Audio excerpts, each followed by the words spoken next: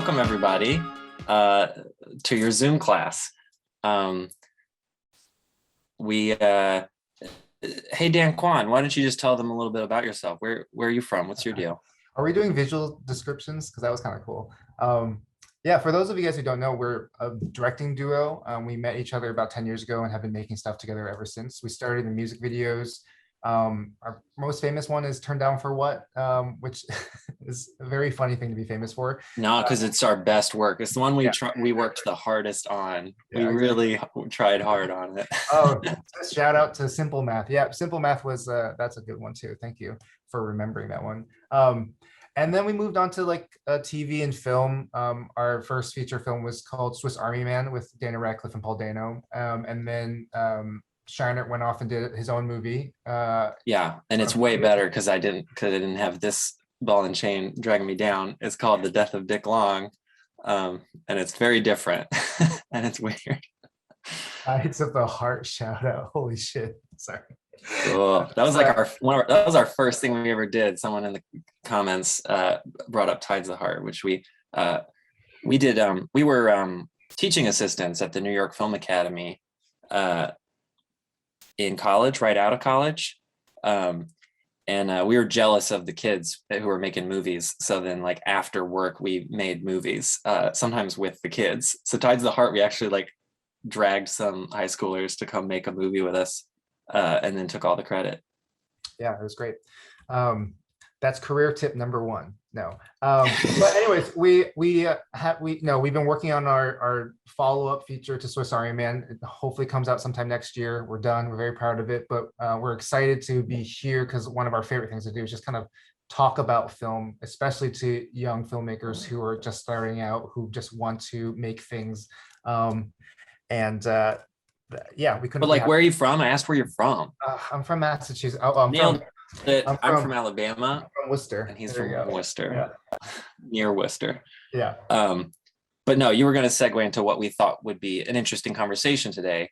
Yeah, I mean, the big thing is, you guys don't need us to teach you about craft, like what cameras to use, how to edit. There's thousands of resources out there who will, which will be better than what we could ever give you. We can't really give you guys information on how to break in right now because the world was a different place when we broke in and we got very lucky, honestly.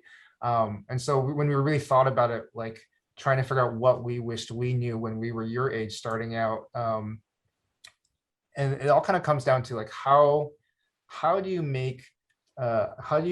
create a career that is fulfilling, long, and filled with work that's going to leave the world in a better place than you found it? And I feel like that's getting harder and harder to do now with how fast things are being made, how fast things are getting thrown out, how everyone is making things, everyone has a camera, and everything you're doing, everyone in the Zoom, everything you're doing is just adding to the noise, and everything we're doing is adding to the noise, and we're all part of the problem. And so like, how do we navigate that and still feel fulfilled by the end of it and feel proud of what we do? Yeah, so you might have caught a pinch of a twinge of pessimism in Dan's voice, because we find ourselves more and more asking ourselves like, cool mug,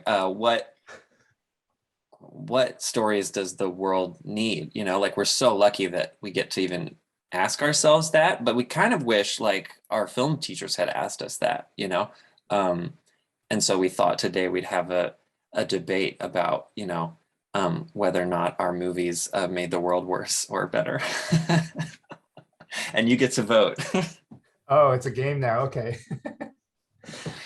And so we tend to like keep things pretty loose.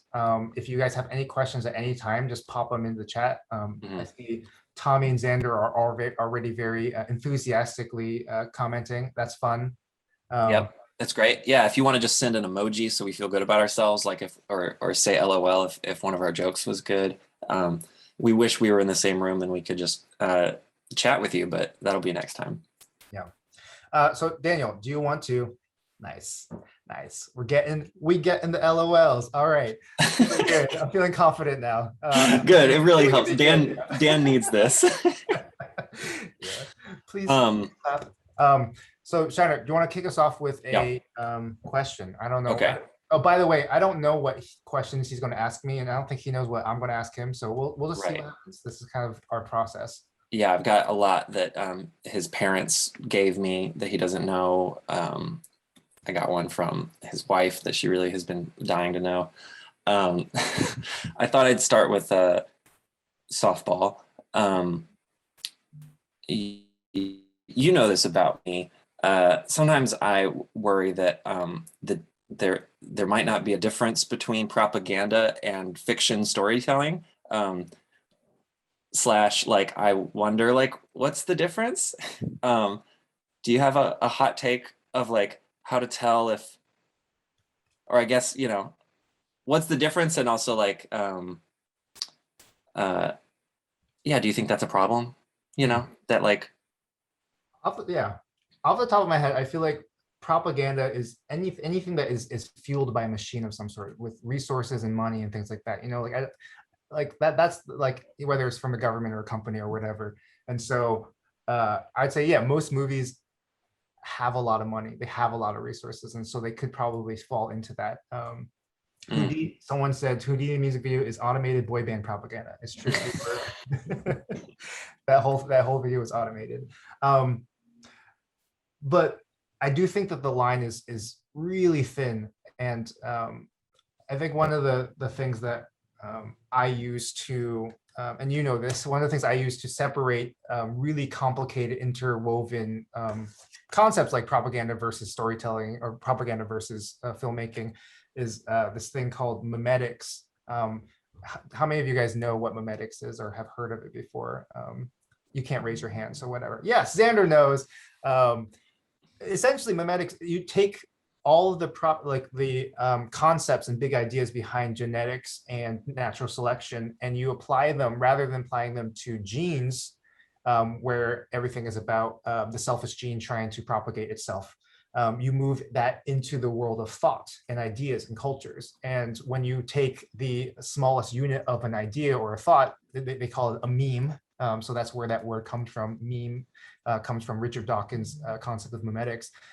You essentially are given a chance to break down every little individual thought and see how they all have sex with each other and replicate and battle it out and fight and see who wins in any given environment. And that is essentially another way to look at why propaganda exists, is because people realize that culture and mimetics and all these things are being run by basically the same concepts as genetics and the natural world. And so they're funneling all their money and time and all this stuff into making it an unfair battle. would Propaganda is like an unfair battle. I would like articulate it as like, yeah, culture is just a ton of memes. It's just a bunch of made up thoughts and ideas that we just pass around willy nilly. And that like the memes that we're all familiar with, like, the guy holding his girlfriend's hand and looking over his shoulder, like that meme is like a helpful way of thinking about all information and all culture. That's like that thing caught on and spread and people riffed on it, and suddenly people were like, ooh, I'm going to put my spin on that meme.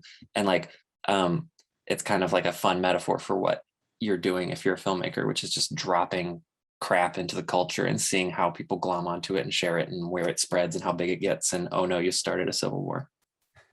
I mean, yeah, it's one of those things where when we were starting out, YouTube was just beginning to become a thing. Vimeo was at its peak, and we weren't thinking about these things, and we were just putting things out there. And now looking back on it, it feels kind of irresponsible. Like the Jurassic Park theme song, you guys are having too much fun. Um, and I think one of the things that is really helpful about thinking of your movies in this way, and any concepts like propaganda, is you get a chance to break them down to their elemental pieces without the morality, without the preconceived ideas of what it needs to be or should be, and kind of process what exactly you're doing and what you're putting out into the world. And like, to us, this has kind of been a big reason why a lot of our work goes viral, or in some way, it spreads, is because we accidentally tapped into trying to combine just the virility of like stupid things like I'm trying to think of like what's the latest dumb meme that I love that I've been seeing spread around. Um, this is not one of the latest ones, but there's that video of the guy who punches a kangaroo in the face. I don't know if you guys have seen it. It's hilarious, even though it sounds awful because it's animal cruelty, but they're in a fight. So it's like, it's self-defense, but he punches the thing in the face and that spread everywhere. So we're looking for those kind of like little nuggets of virality, and we're mimetically trying to hitchhike it to something that we believe in personally, that we think the world actually needs, or something that will leave the world in a better place. And that weird contrast ends up being, ended up creating our voice or whatever. So Mm. I didn't I answer would your almost, yeah, I would almost say like question. the way filmmaking works right now, and maybe has always worked, is like you're trying to just make content that will be viral, that people will want to pay for and share and talk about. And we talk, and so then like, but we don't talk that much about like the effect of it, it's just like, can my art sell? Will people look at it? Not will it make them dumber? Will it make them nicer? Okay, can I throw a question to you then? Yeah. What are some recent things that you've, either things that we've made or things that you've seen other people make, that you think made the world dumber or worse, even with the best intentions? Even with the best intentions, not fully thinking about the full the implications of what they're putting out into the world. Yeah.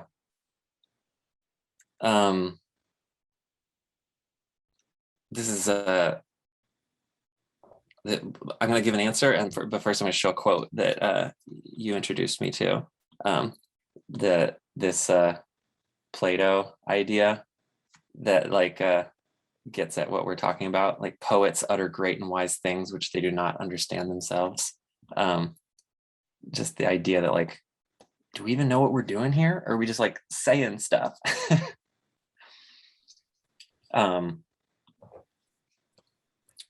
Let me think. I was going to talk about our Facebook ad because it kind of like it bounced back and forth for me, Yeah, that was a journey. That's worth talking about. Yeah, we did a get out the vote campaign last year. We really cared deeply about the idea that everybody should and could vote, in the middle of the pandemic. And even though I had kind of signed off, I had kind of stopped doing ads. They kind of stressed me out a whole lot. But I was like, I care about this. Let's do this. And I guess in some ways I'm proud of it. I think we helped register some people, because the idea was like, you go to this website, it'll just register. It'll tell you all the, live information about your polling place. And there was a great voter turnout last year. Rock and roll. And that's kind of nonpartisan, but it's kind of partisan because guess what? The country skews progressive if everybody voted. But at the same time, we kind of like dumbed down voting, and we knew it. Like we did like simplistic kind of music video-y viral like things, but it's not like we could show nuance in an ad. And also at the end of the day, it became much more of an ad for Facebook than we expected. It like ended with like, and we were like, oh wait, are we helping rebrand Facebook as a trustworthy organization, or are we registering people to vote? I'm not sure. I want to say one thing to that, and then two people asked some pretty interesting questions that I want to get to. Yeah.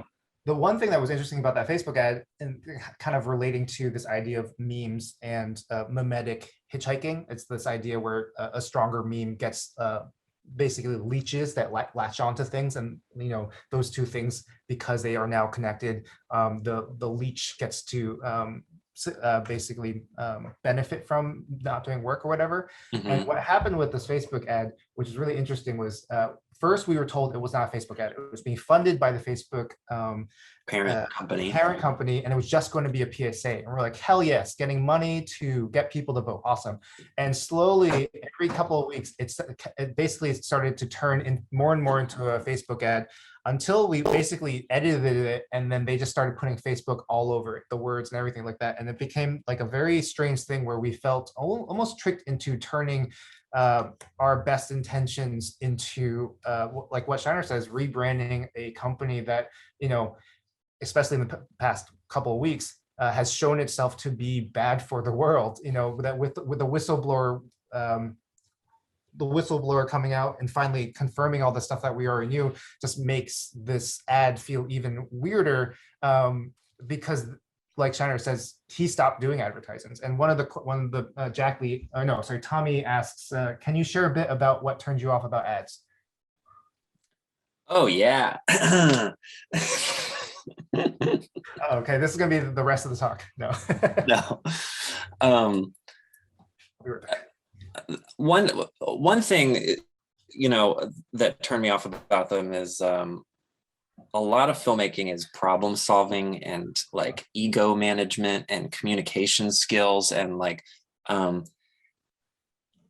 and I think I'm really good at that, and I think it's one of the things the hats I wear in our collaboration is like trying to like keep the vibes positive and keep communication flowing and politically figure out like we need to let that person know this thing right now. But I don't want to, but I also like want to care about what I'm making and love the people I'm working with. So in ads, I'm pretty good at that stuff, but I would just do that, but not care about what I was making, not actually like the people, and kind of go to bed like not actually proud of myself, not liking myself. So like kind of became like a self-loathing spiral, in addition to like some sort of philosophical, political, like ads are bad for the world kind of thing that sometimes I feel. But that actually segues pretty well into Jackie's question of how do you find the balance between creating media that you can sell and forge your career, but also be an emotional expression that feels cathartic. And I feel like this is something that we have wondered for our whole career, the past decade that we've been working. And only recently have we actually been able to like put into words a version of like something that makes sense to us, because so much of it was just us, again, just like feeling and sensing the mimetic environment, for keep going back to that, and just kind of intuiting, okay, what does the world need and what do we need, and how we somehow, even if they feel so far away from each other, so diametrically opposed from each other, how do we smash them together into something that fulfills everything that we're trying to do. And so that actually brings up this concept that comes from Japanese culture. It's called Ikigai, and this diagram is not actually it's not a real accurate depiction of what the word Ikigai means to the Japanese people, but it is, I find it very helpful, a very helpful tool to looking at the films you want to make and the choices you want to make while you're kind of pushing your career forward. And so this is kind of something that we now look at and kind of filter all our movies through, or any movies that we want to do next. The idea is like Ikigai is all about finding your fulfillment and your purpose. And see if you can save that photo and make it full screen or something. Okay. Open a new tab. Let's see. Okay, I'll just save image. Because right now it's just a beautiful it's really small Venn diagram. Yeah. Okay. You can't read it, huh? Yeah. Now they can't Google Ikigai. Right. It's funny. Like I don't think it's not like we actively pull up this chart, but it's like we found the chart. And we're like, oh yeah, these are the conversations. These are the categories that like we're constantly getting pushed and pulled between. So like the first category, which is one of the most intuitive ones, is like, what do you love? Like, what are the things that you want to be working on, and what are the things that you wish existed in the world? And I think for us, me and Shiner, we grew up with like the internet on the one hand, where like Tim and Eric was just starting to become a thing, and just like the strangeness of the internet was really starting to break through. The sort of meta comedy of all that. But then we also just love the filmmakers of the 90s and the early 2000s who were just making bonkers, really stylized filmmaking, like Michel Gondry, Spike Jonze, Paul Thomas Anderson, Miranda July, just like a very bold filmmaking. And so that's what we loved. But you also have to consider and fart jokes. And fart, well, that's kind of internet, the meme world. Butt jokes, just bodies. And then there's what are you good at, which is one of those things that I didn't find out until later in college. And I think that's one of the things that hopefully you guys, I'm guessing a lot of you are in college, hopefully you have the time right now to explore and find what those things are. Like Shana, what were you good at when you started out? What were your skill sets? I wonder, as a filmmaker, Yeah, as a filmmaker. I mean, you kind of just said it. You're really good at managing egos and right, people and communication, which is like a huge part right. of directing. I'm good at, yeah, collaboration, and like I am good at like uh telling people what they're good at and then encouraging them to like, head in the same direction together. So like I, stumbled into comedy troupes and doing theater, and in some ways, yeah, didn't see myself as a director because I didn't like being the dictator. Like I was like, no, I'm a fanboy, like I just kind of manage, people. It turns out that's a style of directing. It worked fine. Yeah, so you kind of, okay, when you combine what you love and what you're good at, that's great, but let's go even further, because I think in order to create something that is successful, that is fulfilling, and something that you're proud of, like you But kind of what are have you good at, Dan? nothing. Yeah, right. Okay, that gets to my point, which is Yeah. Dan's problem was that he was too self-deprecating when I first met him. And like, even when he'd make great things, he'd be like, it sucks, and here's why. And like, I feel like one of my biggest contributions to our body of work is just telling Dan that he's actually talented and forcing him to show his stuff to people. Cheerleader, yeah, for Uh-huh. sure. Um, and yeah, and like the things that I realize now that I'm good at is like I come from like a music background and the photography background, and so just a lot of that like crafty stuff about tone and process and execution is stuff like I'm very obsessed with. And so so the combination of what I was good at and what Shiner was good at actually formed one. We were two half okay directors, or two half mediocre directors, and we became one decent director when we combined. But then that kind of brings in the next question is like, what will you get paid for? Which kind of speaks to the commercial aspect of things, because that is one of the, like in short form content, that is the best place to make money. And it is dangerous, because once you start making that money, that might be all you do for the rest of your life, because By it's short form, you mean commercials, not short films or music videos. no, I'm saying, yeah, even music videos and commercials, or music videos and short films, you don't get as much money as commercials. Right. And so if you say you really chase this part of the circle, some of these other things are going to die off. You might be able to show off your technical ability to shoot things and edit things and get paid for it, but you're not going to be fulfilled in the way that I think you could be. And then that kind of takes you to the last thing, which is, what does the world need? And I think that's one of the most crucial things that we didn't learn about in film school. Like, I wish people talked about this more, and it's becoming way more important now that our stories are kind of turning on us, and our stories are failing us right now. Like, you look at what happened with all the misinformation and QAnon. QAnon is just a fun fantasy that mutated. It was a fun game, a narrative that someone invented that mutated and became this very real world problem. And I think if we're not looking at all four of these things when we make stuff, it gets harder for us to want to make it, because everyone is making things. Everyone has a streaming service. Everyone has a TikTok. Your grandma has an Instagram that probably has more followers than us. Why add to the noise unless you are shooting for the stars and you're going for it? And the nice thing about this diagram is, like, it's not saying don't like be a starving artist. No, find stuff that you can actually get paid for.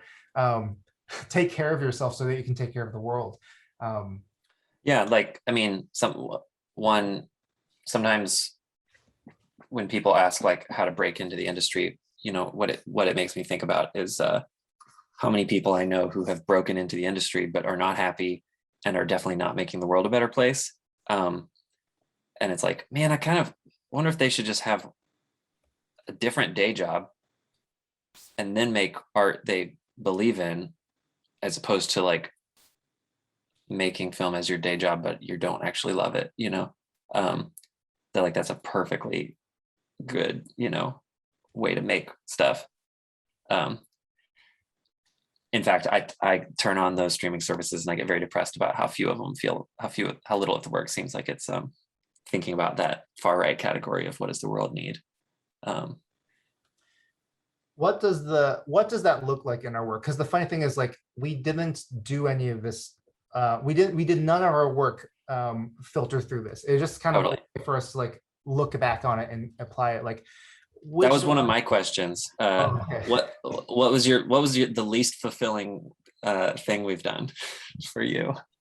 And if you were to look at it through the Ikigai, you know, why? Okay. One of the least fulfilling things we ever did, and I don't think you can find it because I think it got deleted. Again, it's commercials. It always goes back to commercials. Is now I'm trying to. Now my brain is kind of struggling because there's a couple. There's a bunch. They're competing. There's two that are fighting. Either we did a Toyota commercial for the Russian and Turkish territories. What? That one's so good. And that was really that's why everyone, you know, that's really why people hire us, is because that commercial is beautiful.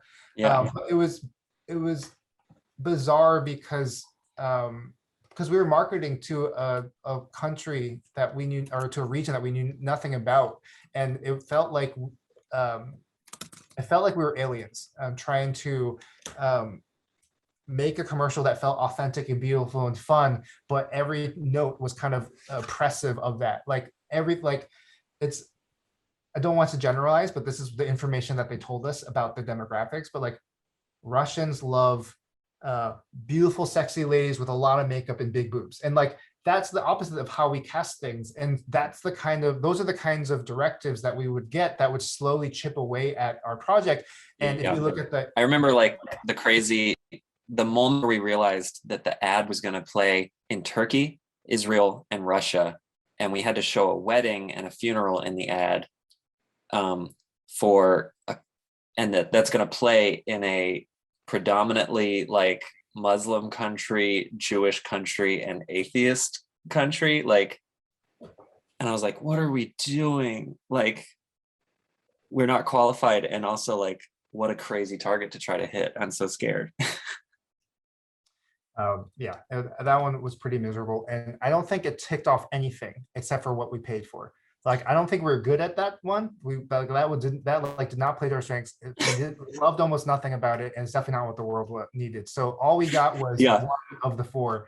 We were also like we were shooting that commercial during the protests that took place in Istanbul. So like literally every day we were reminded that the world needs like something, that people are like our crew would leave set to go protest their authoritarian president at night and then come back to set with their gas masks, you know, and we'd be like, thanks for coming back, let's shoot some beautiful car footage. Which was like, yeah, just like an extra vivid reminder that we were not fulfilling one of the four on that chart. We got paid. We got paid. And I think didn't need it, didn't love it, weren't good at it. And I think it's worth reiterating that you're not going to get all four most of the time. Like those are the things that you'd be shooting for. That's the ideal. That's why we got into filmmaking, is to do all of it. And you'll be lucky if you get two of the things, and that's great. And we're not perfect at all, and we have failed many times, and which is why we spend so much time looking back on our work and being like, okay, when did it feel good and when did it feel bad and why? And this has been a very useful way. And maybe it's like, you know, you could almost like look at it for like a whole year as opposed to per project, and be like, this year, how do I feel? Did I check off, you know, did those projects fall into different categories? Which, you know, we did that Toyota ad, and then we spent a while working on the Swiss Army Man screenplay. I'm actually pretty sure right after the Toyota ad, we went and did this really dumb short film. I don't know how many people have seen it, but the short film called Interesting Ball was a direct response to doing 3 or 4 commercials back to back and just hating our lives. And we decided we wanted to make something that basically fulfilled at least 2 of the other 3. Maybe we fulfilled all 3, but we just did something that no one would ever pay us for, and we just went and had fun. It ends with Shiner getting sucked up my butt, and it being this beautiful metaphor for grieving and loss and saying goodbye, which is weird. That's a very weird thing. Got some fans in the chat. That ball fucked my wife. That's a quote. That's a quote from the film. Yes. We're quoting a film. Okay, let's go. There's a lot of questions. Let's quickly go back. Cool. What makes sense? While here, you pick a question while I give them just an excerpt from Interesting Ball. A choppy, laggy excerpt over Zoom. Yeah, let's see. I just want to show them, our great work. Oh yeah, there we are. There I am going up the butt. But it's beautiful. Yeah, I haven't watched this in a while. Yeah. So we got what we're good at. We got what we love, but what we need, maybe we just tickled that a little bit. We didn't actually really. Maybe the world doesn't need. What the world needs? Yeah. It's a movie about love, about artistic. I don't know. This is another good lesson. Humans are amazing at rationalizing anything. So we could make that Toyota commercial hit all 4 if we wanted to. So you have to be careful with that as well. We can get through some of these pretty quickly. The idea. So Shiner, you like talking about this. Paul Thomas Anderson famously said something to the equivalence of "fuck film school." What's your opinion on formal filmmaking education compared to just getting out and making things? Oh yeah, here we go.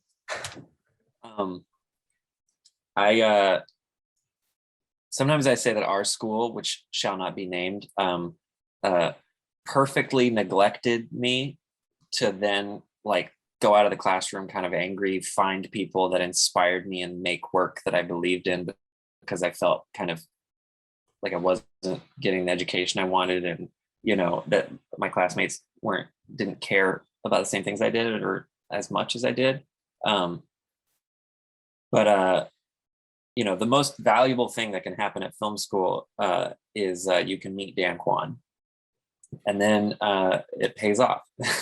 Suddenly, you pay off those loans because you met a Dan Kwan. But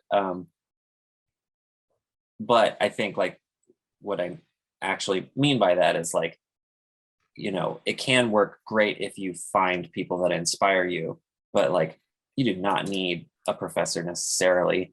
And to the point of what the world needs, sometimes I feel like I'd be a better screenwriter if I took more history classes and fewer, intro to directing classes, or digital cinema classes where we sat and watched movies.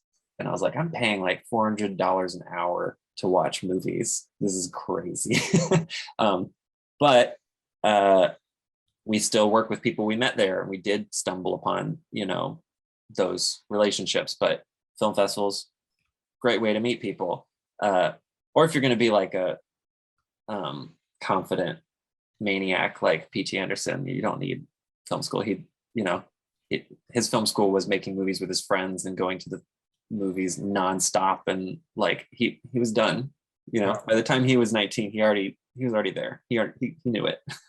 Yeah, so it's a complicated answer because we begrudged film school, but we also benefited from it, and that's fine. I will say where we were in 2000, early mid 2000s, very different landscape. I think nowadays it's a little bit different because your student loans are going to be way higher than ours. Ours were already insane, and it felt like we were conned a little bit, but everything has only gone up. And you pair that with the fact that the internet has only grown as far as how much information there is and how many people you can connect to. The only 3 things, if I can sum up Shiner's things that really I think were beneficial, were you meet people, you get deadlines. I need deadlines. I'm sure a lot of you people need deadlines, and you need someone to just force you to do it. So you get deadlines, which I will say is actually pretty valuable. And then the last thing is you have a safe space to fuck up. And I think that's really crucial to finding your voice. Is you just need a safe space to make a lot of stuff, fuck up, learn something from it, and move on. And the faster you fuck up and do more things wrong, the quicker you'll find that voice and find out what you actually are good at.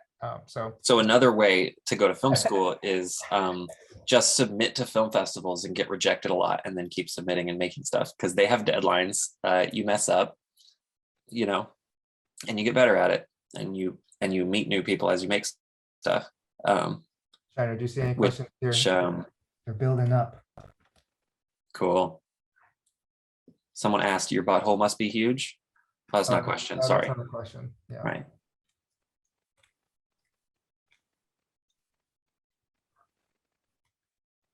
Why are people saying Jim Cummings, Hiro Murai? Just people we know. Oh, Jim, I guess, yeah. Jim went to school with us. Hiro didn't. Hiro we met more through the summer camp, I guess, through OMG.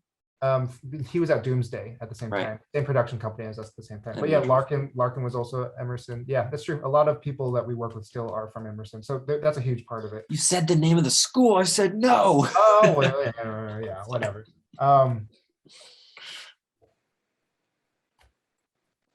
What resources do you recommend to gain insight into the societal alchemy of memes?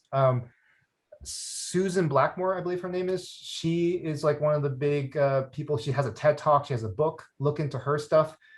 If you really want to go deep, The Selfish Gene by Richard Dawkins is mostly about genetics, and it's fascinating. And there's one chapter where he introduces memes. That's like the first time someone used memes in the way that we all know that now. So that's a start, but I'm sure there's other stuff now that are probably more interesting and internet friendly. So you can probably Google that and find some stuff. He doesn't use the word mimetics, but when I was thinking about things to reference today, I was thinking about the book Sapiens, which I just read, and it has some low points and some high points. Yuval Harari is his name, but just Sapiens. And like one of his big things he talks about in the first chunk of the book is what he calls the cognitive revolution, which is like what sets mankind apart from other animals in his view, which isn't that we have like a bigger brain or that we're smarter necessarily. It's that we can believe in made up stuff. And then we can tell someone this imaginary thing, and then they can tell someone else and believe in it. Like there aren't other animals that believe that money exists, which is another way of talking about mimetics. And then like, it's an extremely powerful thing. And he talks about that's like, oh my God, suddenly like information can spread through populations of millions. But it's also very dangerous because suddenly we can destroy the whole planet. All right, here's a good question for you, Shiner. Just because you think about this a lot, do you have any role models that you feel live a fully balanced Ikigai friendly life? Filmmakers who found the perfect way. That's such a good question. Oh my God, put some in the chat if you guys think you know any, and then we'll shit talk the people you say and tell you what I found out. I've been trying to collect for years. First, my spiel is like, first I wanted to find someone who made work I liked, and I found a ton. And then I was like, I want to find someone who's made a career out of it, not just one or two movies. And so the list gets smaller. And then I was like, but I want to find someone who's not an asshole, because the more you read about your heroes, the more of them are mean. And then I want to find one that's made good movies for longer than a few years, not an asshole at work, and also not an absentee parent, because then you start finding out that even the nice ones are like divorced absentee dads or neglectful husbands and wives. Just a side note, you can continue. We once talked to one of the Duplass brothers, we won't say which, so that whatever, but and he basically was saying directing is a unethical job. Even though you're in charge and it's great and you have all this creative control, it sucks your life out of you. You have no time for your family, no time for yourself. You gray and bald early, and everyone everyone in the DGA is divorced and sad. And the reason why he said that was because he's like, directing duos are kind of the best because suddenly you split the work, you get paid a little bit less, but you split the work and you get to have a healthy work-life balance as a director, which is really hard. It's very rare, and there's no. You think no you'd be divorced if it weren't for me? Did I save your marriage? No, you didn't save my marriage. You're the reason why I got married. I wouldn't have a career if I hadn't met you, and then through my career is how I met my wife, and so I wouldn't have met my wife to begin with. So it's like it's even more dire. Sorry, keep going. I just wanted to give that side note out. No, I love some of these names y'all are listing, and I do feel like I have to do some more like gossip research to figure out, you know, like people's personal lives, because that fourth one is real tough. But the one I've held on to, and I just talked to someone who works for him, is Richard Linklater. I don't like all his movies, but I really like some of them. He's been doing it for a long time. Everybody says he's the sweetest. And he's a happy dad of several kids. He lives outside of Hollywood. He has a film community that he's built in Austin. Like it's a very different way to look at the industry. Somehow he's been doing it for a really long time. But I have also felt sometimes that like it's very exciting that the culture of being a mean authoritarian bully seems to be changing, and there's a lot of younger filmmakers who seem to be like full-blown sweeties. Keep that trend going, guys. Just go sweetie. Which is just so cool to be like, okay, like someone said Lulu Wang, like I've never met her, but here she's so sweet. And then Barry, we've met Jenkins, and he's so nice. I almost feel like he might be like faking it and secretly evil. But like, you know, like maybe they're together gonna just like become the new role models, you know. But it's too early to tell. yeah. Some of these people are just starting out, so we'll see how, or they just broke out. We'll see how long it takes for the system to break them. That's very cynical. I'll just shout out some really nice people. Chloe Zhao, so nice, terrifyingly confident, but just the sweetest. And Ryan Coogler, also, the first time I ever met him, he gave me his number, was like, if you ever need anything, just let me know. He's just like very supportive. I'm so jealous. He didn't support me. Well, actually, yeah, exactly. I never. But it's funny. One thing that is worth noting is Lulu Wang, Chloe, Ryan, all these people, they all went through the Sundance Labs. And I do think this is maybe a little Sundance propaganda, but the Sundance Institute, I think, is one of these places where that sweetie energy is propagated. You know, they're very much about bringing in, like half of the directors they bring in are women. Most of them are people of color. A lot of them are from the the gay and queer community. It's like trying to and then they at what the industry is normally doing, and it's really beautiful. And then they make you sit down with a bunch of sweet old hippies, and you're like, oh, cool, like look at these talented old hippies who've had long careers. Like this is something to aspire to, you know. Someone says the Sundance Institute sounds like a mental hospital out of context. It's not too far from the truth. You do go a little crazy. It's at least the screenwriters lab, it's like 1 week and it's intense, and you just are your brain is on fire the whole time, and it's tough but awesome. Okay, what kind of, actually speaking of the Sundance Labs, what kind of advice did Tarantino give on the Swiss Army Man screenplay in the Sundance Lab? You guys just want the juicy stuff. He wanted us to add the Gilligan's Island theme song and have like Gilligan poke out from behind a tree. This is true. He read the script and was like, how weird could you make the beginning with like him with the dead body farting off into the water? What if you had the Gilligan theme song? Right. Which like totally is like a window into how his brain works. You know, he's all about pastiche and blending of references and stuff like that. Right. Whereas we were like, we're just gonna put Jurassic Park and Cotton Eye Joe in there. Like, we're on a different level. Yeah, we're on a different level, bro. Exactly. Jurassic Park more relevant. No, I mean, so he wasn't wrong. But one thing that was actually useful that he said, which we still have a problem with, and when you watch our new movie, you'll be like, oh yeah, you guys totally failed this.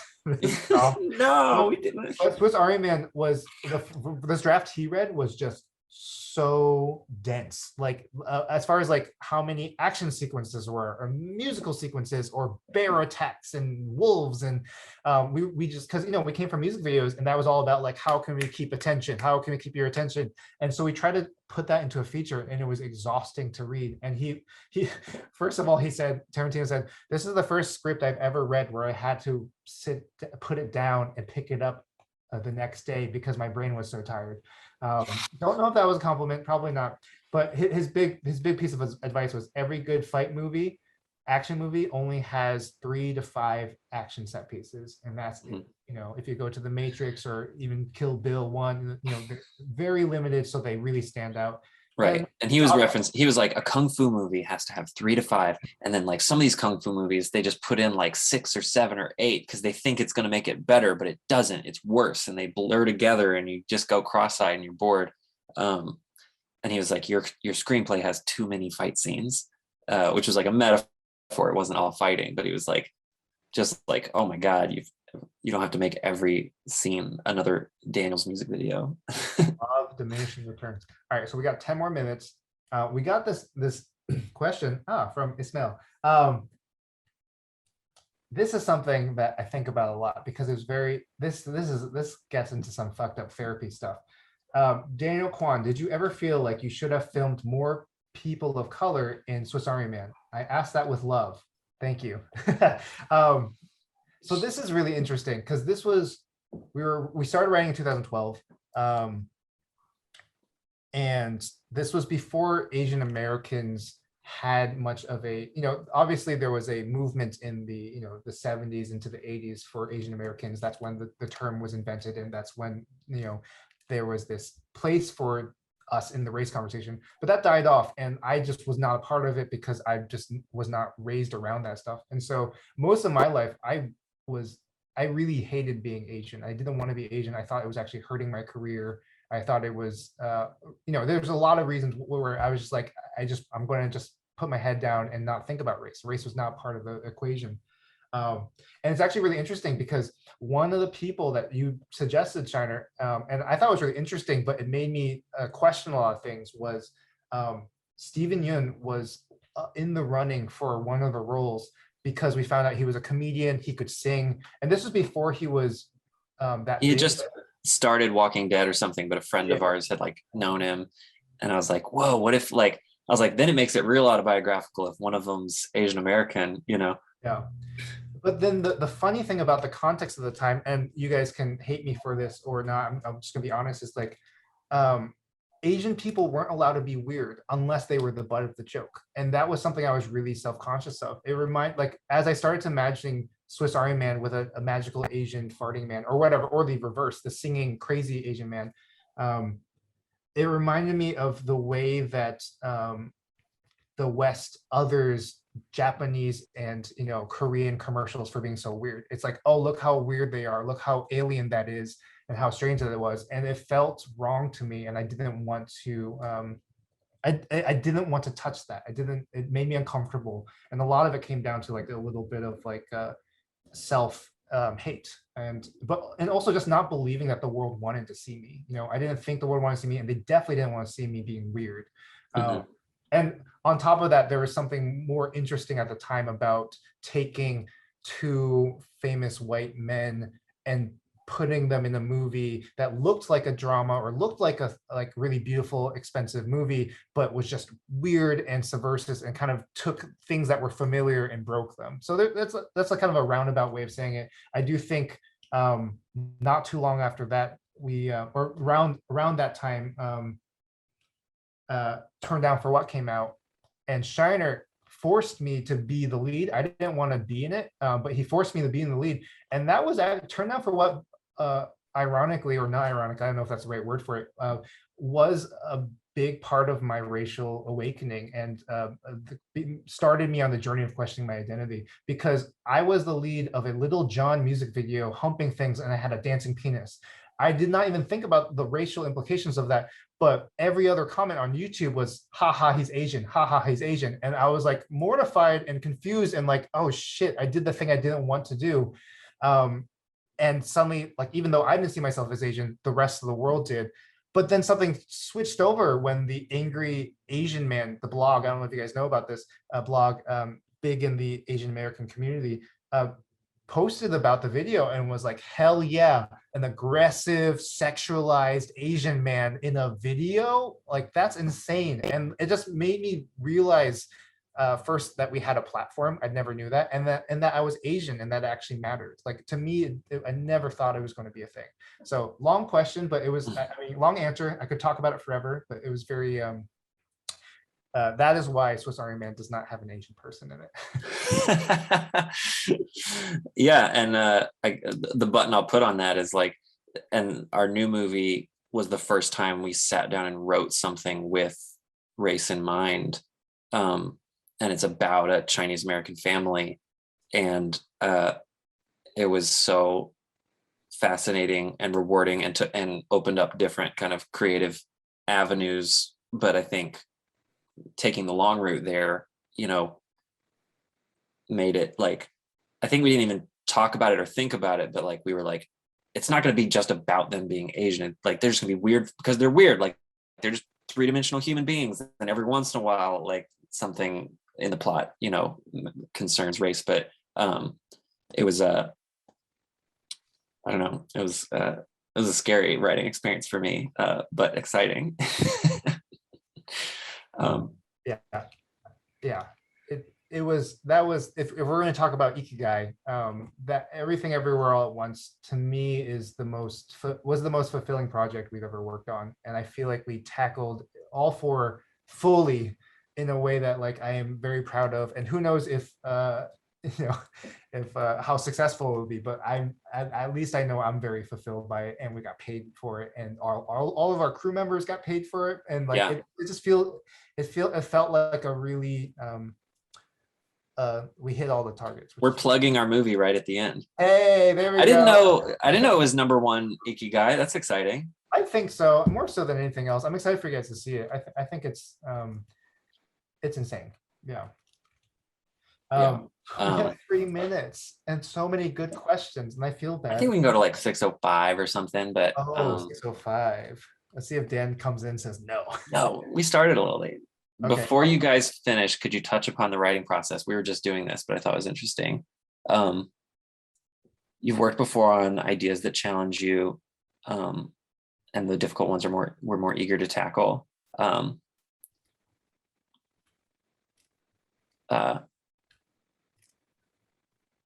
And then the last question is, what do you think about Waititi saying, I put my screenplays down for a year before doing draft 2? I don't know. That sounds interesting. We've never done that. I guess we've accidentally done it. We do so many drafts. We're not great. We do not come from a writing background. Like we only write because we have to, because we haven't found many screenwriters that we can like work with. And so it's all out of necessity. And because of that, we're very slow. Hence why our movie has taken so long to come out. But also the difficult ones idea, the challenging things that we like to write tend to be things that we don't have a good reference for. And so every draft is a complete experiment where we're like, can we make this thing work? And 90% of the time we can't, and so we're like, okay, that didn't work. Let's scrap it and try again. And a lot of times they're almost page 1 rewrites where we're like, all right, kind of like similar to the Ikigai thing. We throw a lot of targets in the air and we try to hit them all with one arrow. And most of the time we miss all of them except for one. And then suddenly we're like, okay, at least we got that one. Let's try this next arrow, let's try to hit these other 3, 4 over here. So for like Swiss Army Man, a lot of you guys have seen it. The challenge of that one was we wanted to make something that was on the one hand, a fart joke that then becomes a fart drama that makes, the thing that Paul Dano used to always say in interviews was like, first fart makes you laugh, last fart makes you cry. But we wanted to take this kind of like heady, weird, semiotic experiment and infuse it with our personal story and our personal abilities of taste, of like doing a lot of like Michel Gondry, Spike Jonze types of things. And so we were trying to like basically hit all of these things. And everyone at the Sundance Labs was like, get rid of some of these goals. You're trying to hit too many targets and just simplify. And we're like, no, we're going to keep trying, which is Yeah. why the film is kind of a weird, crazy mess in a good way. It's because we were trying to hit too many targets, but that's kind of what drives us is doing impossible things that might not work. Yeah. I feel like part of the idea of us interviewing each other and not planning this too much was to kind of give you guys a baby glimpse into our writing process that like I feel like we didn't do it that much, but we don't agree often, like, but we have like a lot of shared tastes, but we bring different kind of skill sets and opinions and life experiences. And like, that's another reason there's so many drafts, is because like we're taking turns kind of batting it left and right to try to make it land somewhere that like, and so far that's kind of, it lands somewhere that other people enjoy, when we do that. But I just want to put one of my questions in, which is like connected, which is like we've never really written anything with a message in mind.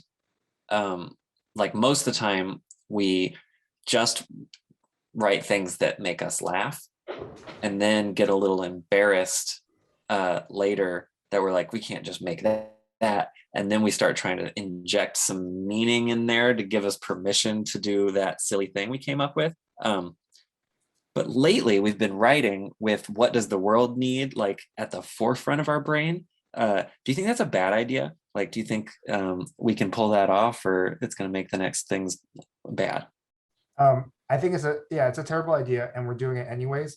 But I think because we've gone through a couple of these, and now like I think we have the self-awareness to be like, okay, that was a fun experiment to see what happens if we put the what does the world need priority number one.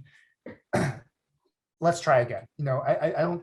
I think we will definitely come up with a lot of bad ideas, but I don't think we'll make the bad idea, if that makes sense. Just because I think we have a lot of, I don't know.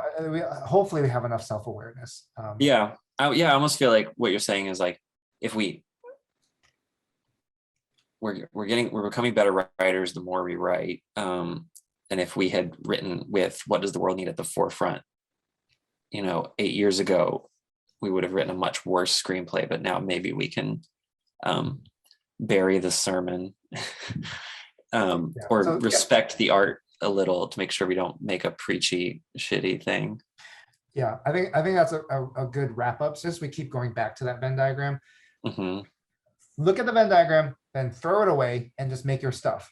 And then when you're hitting a wall or you're feeling conflicted or confused, bring it back out again. Don't write with it in mind or you'll go crazy. You'll just be checking off boxes and it's not going to be creative. Make what is exciting, make what you really just want to chase and try. And sometimes it can be selfish. Like, I just want to make a fight movie because I've never done action scenes or whatever.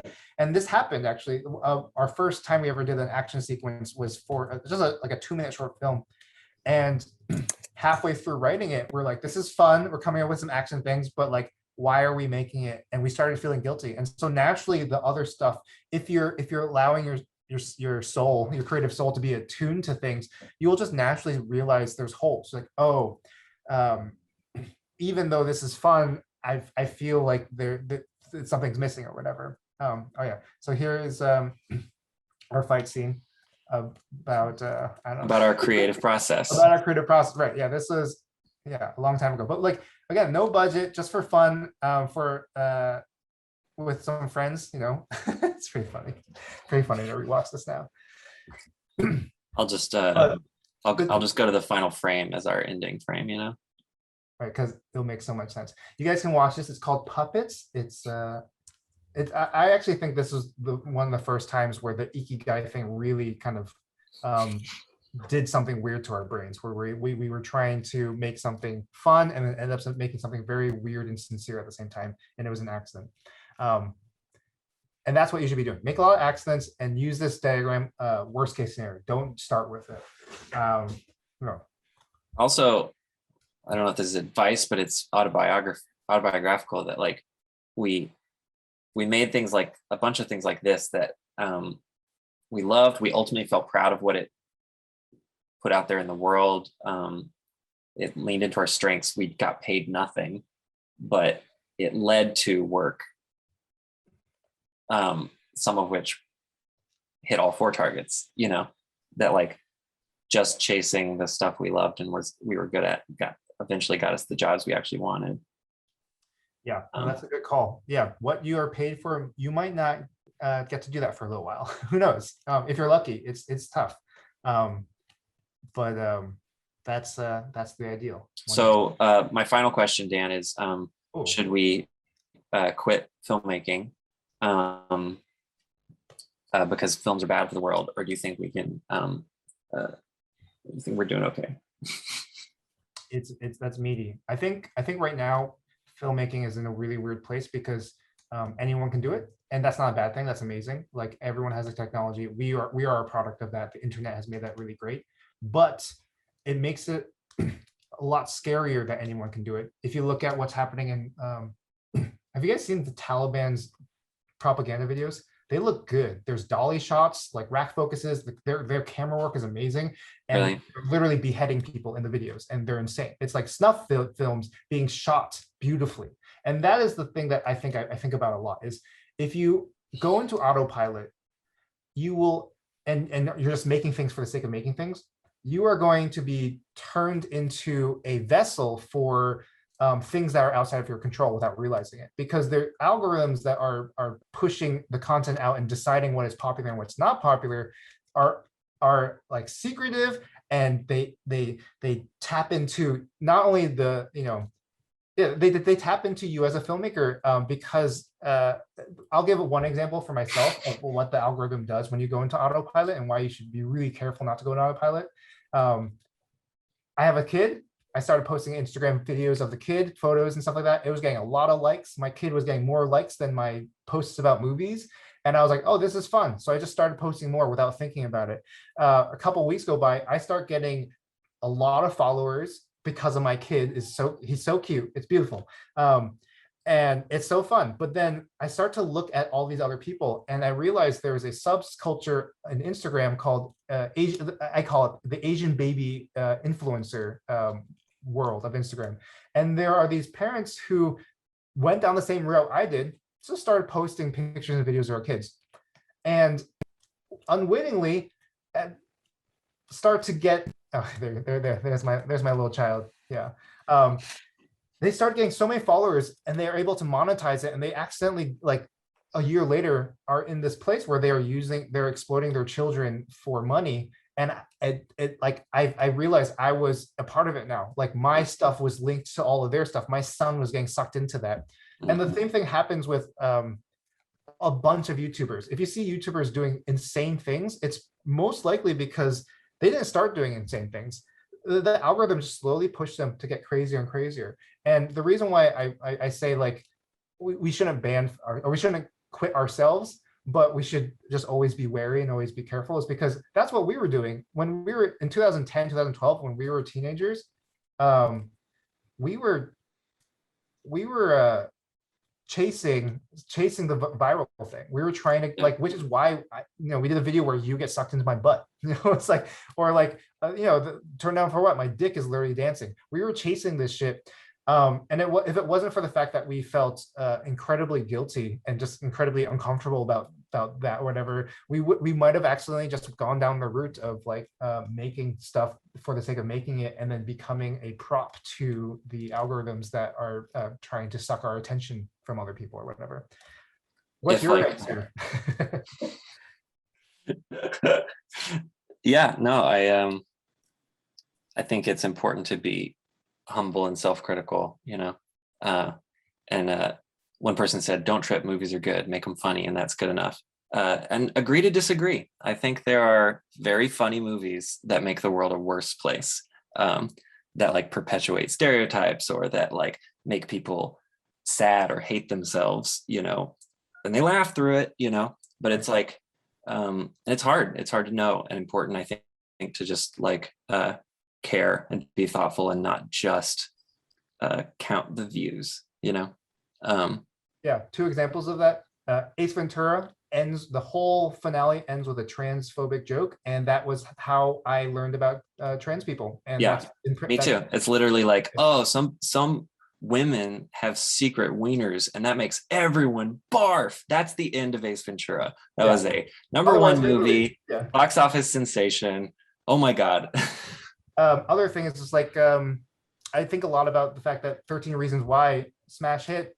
Teenage suicide rates went up. Maybe it's correlation, who knows, whatever. But just like things like that, when that came out and spread everywhere, there was a bump in suicide attempts. And like, I don't think you should just make things. I think you should think about it. I think you should be really critical of yourself, especially nowadays when everyone is just making stuff and there's just a pile of stuff that's just getting bigger and bigger and bigger. And I don't think it's not only will it make only will it make you feel better, but I think you're going to make better stuff for it. I think you're going to make better stuff. I think you're going to be more fulfilled, even if you're not as successful as you could be. You will be more fulfilled, and I think ultimately that's what we should be chasing: is a fulfilling long career. It's like if we never do a movie bigger than the next one, that's fine, because as long as we can sustain this, if we can sustain this, I'll be so happy. We'll be so spoiled rotten if that. Exactly. Yeah. But, if we get to keep making stuff, it's gonna be amazing. and if our next one, if you think we blew it, just let us know. We want to know. Okay, we went over our time limit. Sorry, guys. Thank you guys so much you guys made our job so easy by being so participatory in the chat room. And congrats on all your movies. If you guys are filmmakers that are part of the festival, and please hire us when you're more famous than us and successful in 10 years.